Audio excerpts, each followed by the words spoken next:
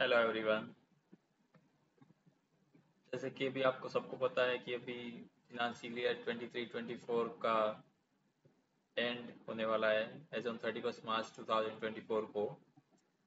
तो सभी क्लाइंट्स को ईयर एंड के अंदर कौन कौन से कंप्लाइंसेस करने हैं वो ये वीडियो के अंदर अपने पूरा डिस्कशन करेंगे डिटेल के अंदर। सो जैसे ही 31 मार्च 2024 को ईयर फिनिश होगा, मतलब एंड हो जाएगा, तो अपने को जीएसटी के अंदर कौन कौन से कंप्लाइंसेस करने हैं, इनकम टैक्स के अंदर कौन कौन से कंप्लाइंसेस करने हैं, और कंपनीज एक्ट मींस आरओसी के अंदर कौन कौन से कंप्लाइंसेस करने हैं, तो ये वीडियो के अंदर पूरा अपने डिस्कस करेंगे। सबसे पहले अपने डिस्कस करते हैं कि ईयर एंड के अंदर जीएसटी के अंदर कौन कौन से कंप्लाइंसेस करने हैं। सो जीएसटी में एलयूटी बॉन्ड की एप्लीकेशन आपको, अगर आप एक्सपोर्ट करते हो या फिर एसईजेड में सप्लाई करते हो, तो विदाउट पेमेंट ऑफ टैक्स अगर आप गुड्स सेल करने वाले हो या सर्विसेज प्रोवाइड करने वाले हो, तो नेक्स्ट ईयर 24-25 के लिए आप एलयूटी बॉन्ड की एप्लीकेशन कर सकते हो।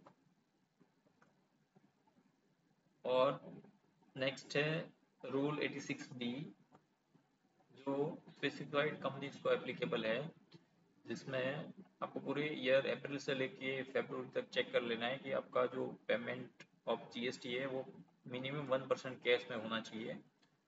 तो वो आपने किया है नहीं किया है, उसके कुछ एक्सेप्शंस हैं जो आपको ध्यान रखना है, क्योंकि आप अगर एक्सेप्शन में आते हो तो अगर पे नहीं करते हो तो चलेगा। नेक्स्ट रिफंड की एप्लीकेशन है। तो जीएसटी में रिफंड की एप्लीकेशन की टाइम लिमिट दी हुई है कि 2 years from the date, from the relevant date. तो अगर आपका 2 years के पहले का कोई रिफंड क्लेम करने का पेंडिंग है, तो आप 31 मार्च 2024 से पहले एप्लीकेशन कर सकते हो। रूल 43B रिवर्सल, अगर आप कोई एग्जाम सप्लाई भी करते हो और टैक्सेबल सप्लाई भी करते हो, तो आपकी जो कॉमन आईटीसी है वो आपको प्रोपोर्शनल बेसिस पे आईटीसी रिवर्स करनी पड़ेगी। तो आपको चेक कर लेना है कि अप्रैल से फरवरी तक आपने कितनी आईटीसी रिवर्स की है, और अभी अप्रैल से ले मार्च तक ओवरऑल आपकी आईटीसी कितनी रिवर्सल होनी चाहिए, तो वो आप कैलकुलेशन करके मार्च महीने के अंदर उसका इफेक्ट दे सकते हो। Same rule 43B, rule 43 of GST है। उसमें अगर reversal of ITC where capital goods partly use for purpose of business and partly for other purposes, तो उसमें भी प्रोपोर्शनली आपको उसकी आईटीसी रिवर्स करनी होगी। नेक्स्ट है ई क्रेडिट लेजर्स। तो आपके इलेक्ट्रॉनिक कैश लेजर और इलेक्ट्रॉनिक कैश क्रेडिट लेजर जो भी है, जो ऑनलाइन पोर्टल पे शो करते हैं, वो आपके बुक्स ऑफ अकाउंट के साथ मैच हो रहे हैं या नहीं हो रहे, वो आपको वेरीफाई कर लेना है। आरसीएम की लाइबिलिटी आपने पूरे ईयर के अंदर जितनी भी आप बुक्स ऑफ अकाउंट्स में आरसीएम एप्लीकेबल है उतना पेमेंट किया नहीं किया है, वो वेरीफाई कर लेना है। जीएसटीआर 2B है, भी चेक कर लेना है कि जिसमें जो कोई क्लाइंट ने जीएसटीआर 2B में आपका इन्वेस्ट शो कर रहा है पर उसने जीएसटीआर 3B भी फाइल किया है नहीं किया है, तो वो भी चेक कर लेना है। अगर आप सप्लायर जीएसटीआर 3B फाइल नहीं करेगा तो भी आपको उसकी आईटीसी नहीं मिलेगी, क्योंकि गवर्नमेंट को अगर उसमें टैक्स पे नहीं हो रहा है तो। अगर आपका टर्नओवर 5 करोड़ से अबो है, हो चुका है इन 23-24 के अंदर, तो आपको नेक्स्ट ईयर 1 अप्रैल से ई इनवॉइस इश्यू करने होंगे, तो उसके लिए आपको ई इनवॉइस का रजिस्ट्रेशन करवा लेना है। आप जिससे भी मटेरियल परचेज कर रहे हो तो उसको आपको पेमेंट 180 डेज के अंदर करना है एज पर जीएसटी। सो आपको चेक करना है कि आपने 180 डेज में पेमेंट किया है या नहीं किया। अगर नहीं किया है तो उसकी आईटीसी आपको रिवर्स करनी होगी। 1 अप्रैल से आपको न्यू सीरीज स्टार्ट करनी पड़ेगी इनवॉइस नंबर के लिए। सो वो आपकी यूनिक नंबर होना चाहिए एवरी ईयर। अगर आपका मल्टी स्टेट रजिस्ट्रेशन है तो आपको आईएसटी का रजिस्ट्रेशन भी लेना होगा। फिर आपको रिकन्सिलिएशन कर लेना है कि टर्नओवर वगैरह है, आउटपुट टैक्स लायबिलिटी है, आरसीएम पेमेंट है, आईटीसी क्लेम, जो भी आपने जीएसटी आपके जीएसटी रिटर्न में की है वो आपके बुक्स ऑफ अकाउंट के साथ रिकनसाइल कर लेना है। और अगर उसमें कुछ मिसमैच है तो आप उसको लास्ट रिटर्न में उसका इफेक्ट दे सकते हो। एज ऑन 31 मार्च 2024 को स्टॉक वगैरह का भी वेरीफाई कर लेना है, और उसमें अगर कोई गुड्स डिस्ट्रॉय हो गए, स्टॉल हो गए, राइट ऑफ कर दिया या फाउंड लॉस्ट है तो उस केस में उसकी आईटीसी आपको रिवर्स करनी होती है, तो वो आपको चेक कर लेना है।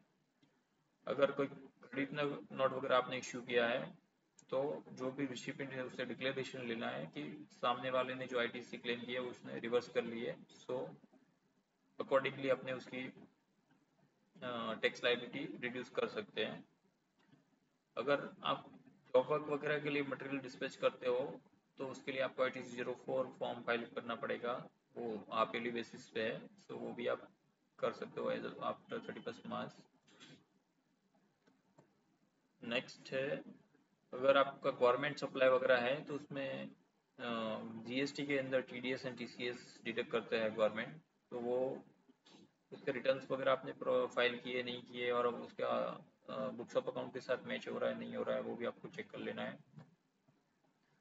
एचएसएन कोड, एसएससी कोड जो आप मटेरियल सप्लाई कर रहे हो, सर्विसेज प्रोवाइड कर रहे हो, तो उसका करेक्टली जीएसटीआर 1 में मेंशन किया है नहीं किया है, और रेट ऑफ टैक्स जो है वो भी प्रॉपरली आपने चार्ज किया नहीं किया वो भी चेक कर लेना है, तो फ्यूचर में आपको प्रॉब्लम हो सकता है। ये बिल जो भी आपने जनरेट की है पूरे साल के अंदर 23-24 में, तो आपके GSTR 1 के जो भी टैक्सेबल टर्नओवर है उसके साथ मैच कर लेना है कि उसमें कोई मिसमैच तो नहीं है। अगर आपको ई इनवॉइसेस एप्लीकेबल है तो जो भी ई इनवॉइसेस है आपने जनरेट किए हैं वो भी आपके GSTR 1 में टैक्सेबल सप्लाई जो शो किया उसके साथ वेरीफाई कर लेना, अगर कोई मिसमैच नहीं है उसमें भी। अगर आप गुड्स अप्रूवल बेसिस पे बेचते हो तो वो विद इन 6 मंथ में रिटर्न हो गया है या फिर आपने विद इन 6 मंथ सेल कर दिया नहीं किया वो चेक कर लेना है, अदरवाइज आपको उसकी टैक्स की लायबिलिटी आएगी जीएसटी की। अगर आप सर्विस प्रोवाइड करते हो तो उसमें अगर आपका एडवांस कोई पेमेंट आता है तो उसके ऊपर आपकी जीएसटी की लायबिलिटी आती है, तो वो आपको चेक कर लेना है कि आपने उस पर प्रॉपरली एडवांस रिसीव जो हुआ था उस पर जीएसटी पे किया है नहीं किया, और उसमें GSTR 1 या 3 में उसका प्रॉपरली इफेक्ट दिया है कि नहीं दिया है। अगर नेक्स्ट ईयर में आप कंपोजिट स्कीम्स ऑप्ट करना चाहते हो तो उसके भी आपको एप्लीकेशन 31 मार्च 2024 से पहले करनी पड़ेगी। अगर आप जीटीए और अगर आप आरसीएम से फॉरवर्ड चार्ज में जीएसटी स्कीम में जाना चाहते हो तो उसके लिए भी आपको डिक्लेरेशन फाइल करना पड़ेगा फॉर ऑप्टिंग टू पे tax under forward charge for next year. Next अभी डिस्कस करते हैं कि इनकम टैक्स के अंदर ईयर एंड के अंदर कौन कौन से कंप्लाइंसेस अपने को करना है और उसका ध्यान रखने का है। Updated return for financial year 2021, अगर आपका फाइनेंशियल ईयर 2021 का अपडेटेड रिटर्न कोई फाइल करना पेंडिंग है तो आप 31 मार्च 2024 से पहले 50% एडिशनल टैक्स पेनल्टी पे करके फाइल कर सकते हो, उसके बाद में फाइनेंशियल ईयर 2021 का अपडेटेड रिटर्न फाइल नहीं होगा। अपडेटेड रिटर्न फॉर 21-22, अगर आपको कोई 21-22 का रिटर्न फाइल नहीं किया या फिर फाइल किया है पर उसको आप अपडेट करना चाहते हो तो 31 मार्च से पहले आप 25% पेनल्टी पे करके उसको फाइल कर सकते हो, बाद में उसकी पेनल्टी एडिशनल टैक्स है वो 50% हो जाएगा आफ्टर 31 मार्च 2024। एडवांस टैक्स का पेमेंट आपने प्रॉपरली किया, अगर आपकी टैक्स की लायबिलिटी ईयरली 10,000 से वो आती है तो आपकी एडवांस टैक्स पे करने की लायबिलिटी आती है, तो 15 मई जो 4th इंस्टॉलमेंट थी एडवांस टैक्स की उसमें आपने टैक्स पे कर दिया है नहीं किया है, अगर पेंडिंग है तो आप 31 मार्च 2024 से पहले कर सकते हो।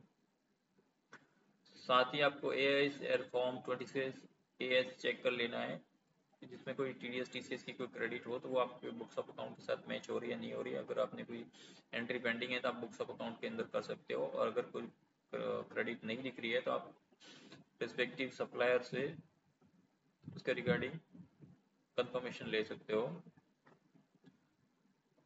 नेक्स्ट है सेक्शन 43BH जो रिसेंटली लास्ट ईयर ऐड किया गया 1 अप्रैल 2023 से, जिसमें अगर आपको payment to micro and small enterprise को करना है जो भी मैन्युफैक्चरर है या सर्विस प्रोवाइडर है तो उनको 15 डेज या 45 डेज के अंदर पेमेंट हो गया है, अगर नहीं हुआ है तो वो चेक कर लेना है। अगर 31 मार्च 2024 से पहले आपने पेमेंट उनको नहीं किया है तो वो आपकी इनकम में ऐड हो जाएगा, उसके ऊपर आपको टैक्स पे करना पड़ेगा।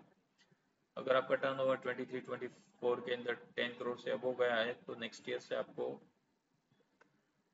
TDS provision under section 194Q and TCS provision under section 206C applicable होगा। 0.10% आपको TDS कलेक्ट डिडक्ट करना पड़ेगा और TCS कलेक्ट करना पड़ेगा। ट्रांसपोर्टर से आप टीडीएस अगर डिडक्ट नहीं करते तो उसको उसका डिक्लेरेशन लेना पड़ेगा कि उसके पास 10 से अब ज़्यादा व्हीकल्स नहीं है। अगर एमएसएमई को आप लेट पेमेंट किया है तो वो चेक कर लेना है, क्योंकि जो एमएसएमई को लेट पेमेंट पर जो इंटरेस्ट है उसका डिडक्शन इनकम टैक्स में नहीं मिलता है। अगर आप ओल्ड रिजीम में हो, आईटीआर फाइल करने वाले हो, तो उसमें इन्वेस्टमेंट अगर आप करना चाहते हो, PPF, LIC, mutual fund, health insurance, donation etcetera, तो वो 31 मार्च 2024 से पहले करना पड़ेगा, तभी आपको उसका डिडक्शन मिलेगा।